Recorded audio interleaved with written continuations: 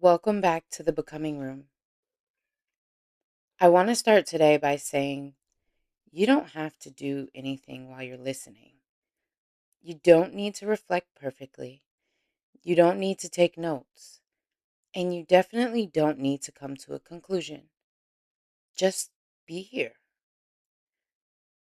Today's conversation is about something subtle and deeply personal: who you become when no one is watching.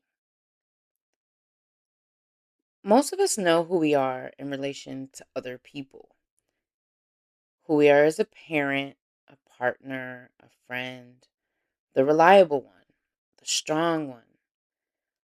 But fewer of us know who we are when none of those roles are being activated.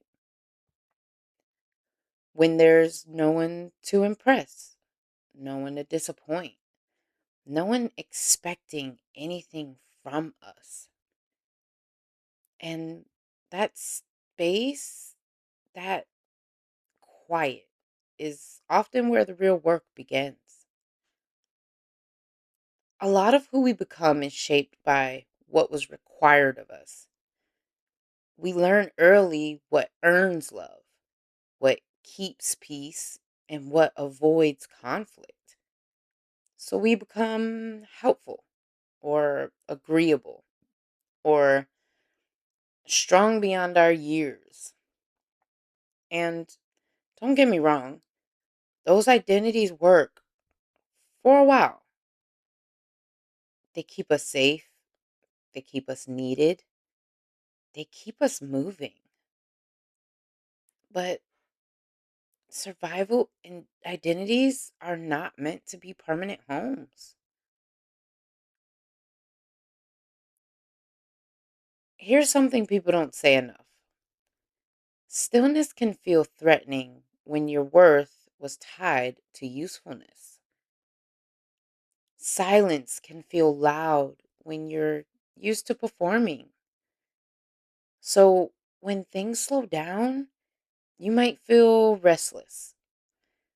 You will definitely probably reach for a distraction. And you might even get anxious without knowing why. Now, that doesn't mean something is wrong. It just means you're meeting yourself without an audience. When no one is watching, certain things naturally fall away. You notice which habits were performative, which boundaries were porous, which commitments were rooted in guilt. And sometimes noticing that brings grief, because letting go of who you were can feel like losing that familiarity, even when the growth is right. There were seasons in my life where I didn't know who I was without being needed. Being useful felt like safety, being strong felt like identity. So when things slowed down, I did not feel relieved. I felt exposed. And I had to learn that stillness wasn't taking something from me, it was actually giving something back. A lot of people avoid this space because they're afraid of what they'll find. Or worse, they're afraid they won't find anything at all. But here's the thing: you're not empty when you stop performing, you're unburdened, and that's different. And then what shows up next is quieter, but it's more truthful. In private moments, you begin to hear yourself again, your preferences, your limits, your honest yes and no. You start choosing things because they feel aligned, not because they're expected. And that's not selfish, that is self connected. There's a kind of healing that happens when you allow yourself to be unseen.